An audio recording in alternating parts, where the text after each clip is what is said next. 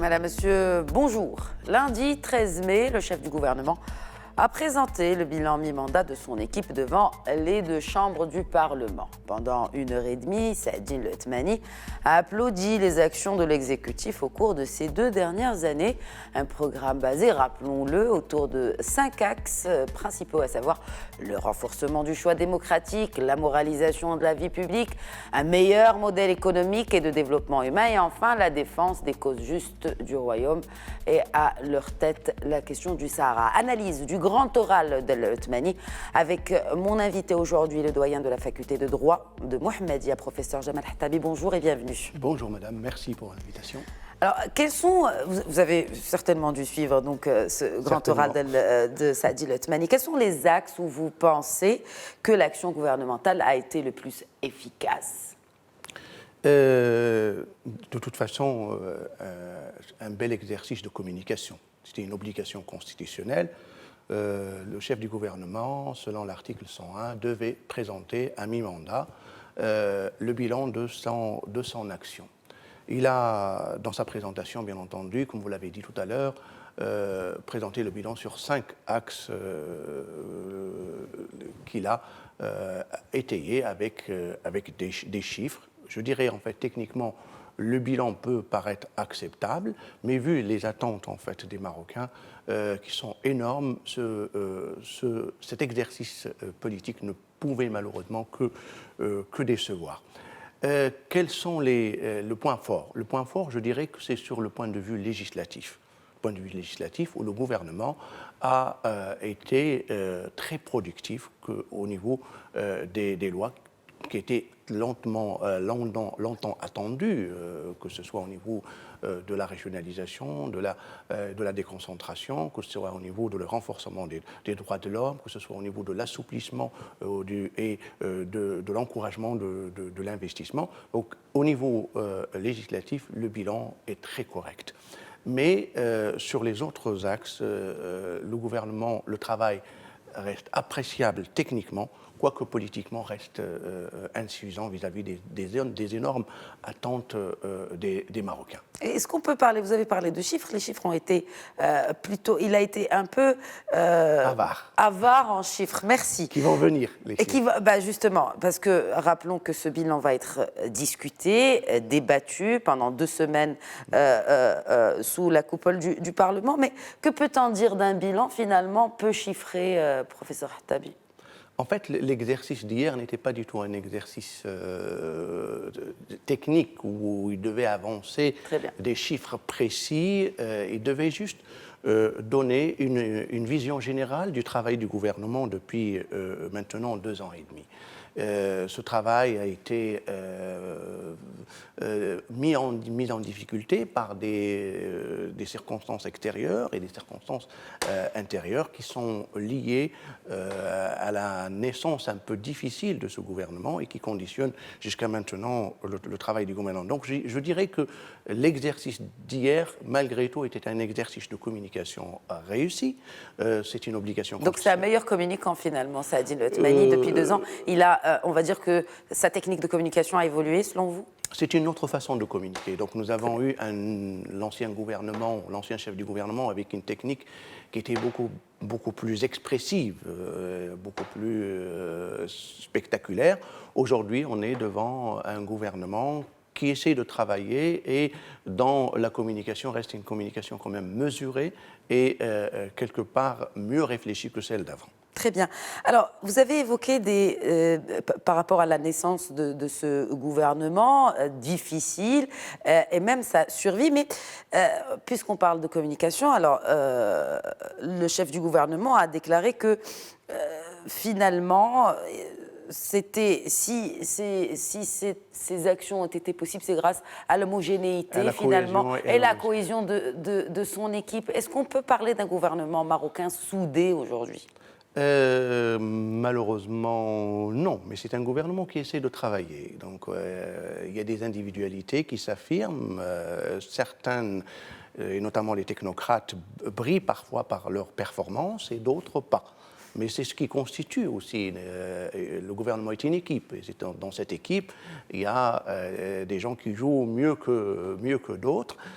Malheureusement, ce travail collectif n'est pas favorisé par cette fameuse cohésion qui n'existe malheureusement pas. Donc, c'est un jeu de dupes. Donc, on sait très bien, en fait, qu'il y a des divergences au sein du gouvernement et qu'on a peut-être besoin aujourd'hui de donner un nouvel élan à ce gouvernement en injectant peut-être du sang neuf et en procédant peut-être à des modifications, que ce soit au niveau des départements ou même le départ de certains.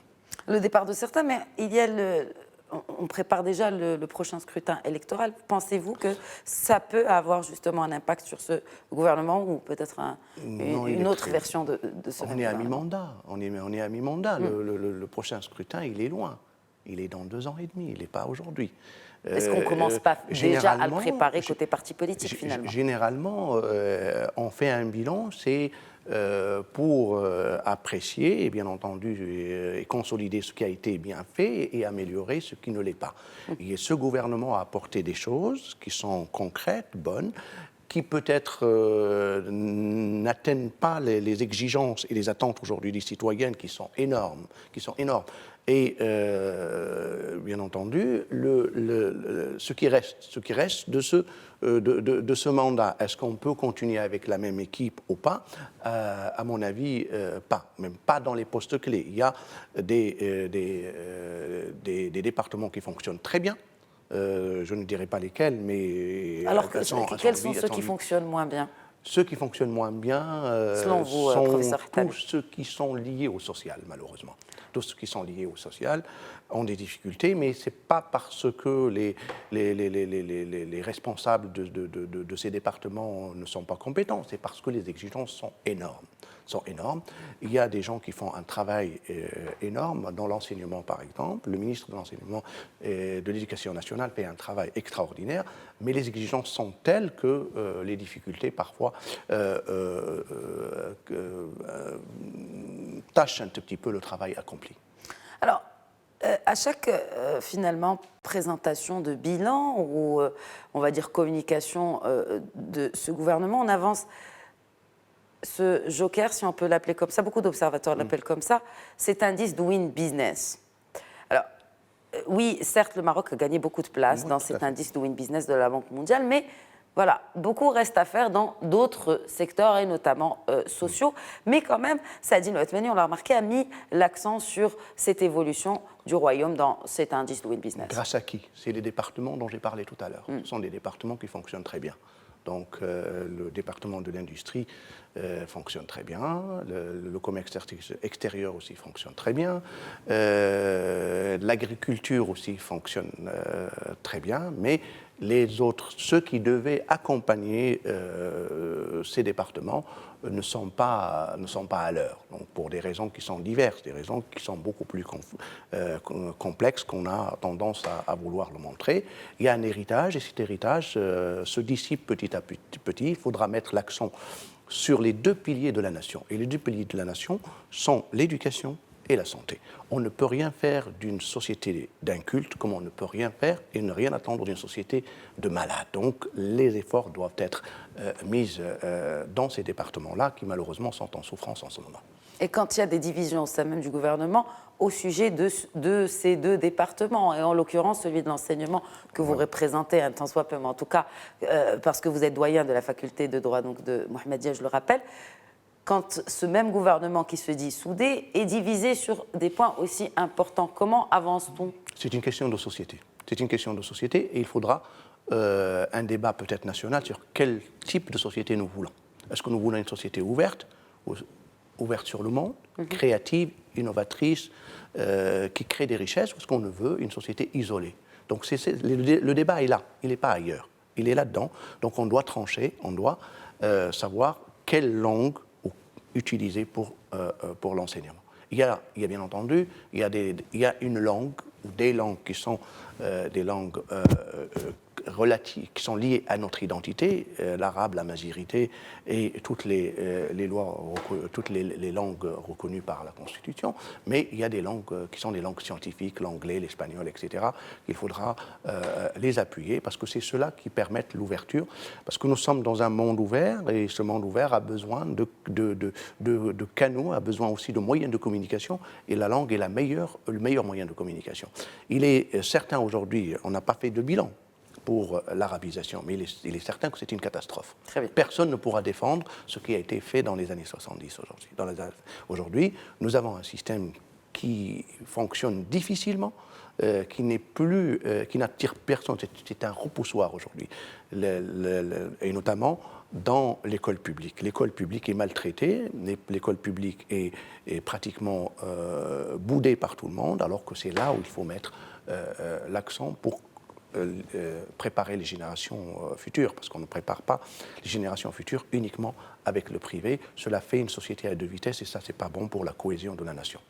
Et justement, le chef du gouvernement a également rappelé que le Maroc était sur la bonne voie, mais comme vous l'avez rappelé, professeur Khattabi, il y a certains points en tout cas qui persistent. Et d'ailleurs, même lui a rappelé que beaucoup restait à faire en bon professionnel de la communication. En bon pédagogue aussi, parce qu'il a essayé hier d'être pédagogue, d'expliquer ce qui est rare. Donc il a essayé d'expliquer ce qui ne va pas. Donc il y a des choses qui ont été faites, il faut communiquer, donc il faut que les gens sachent que le pays avance de toute façon. Le Maroc avance, c'est une certitude.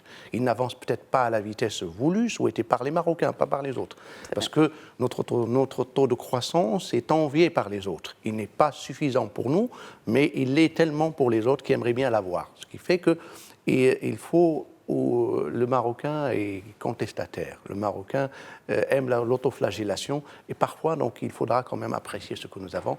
Nous avons un pays qui fonctionne bien et il faudra le garder tel qu'il est. Et qui accomplit bien des choses. Et surtout le protéger. Professeur Khattabi, merci beaucoup d'avoir répondu aux questions de Médien TV. Merci à vous. Merci à tous de nous avoir suivis. Très bonne suite des programmes sur notre antenne.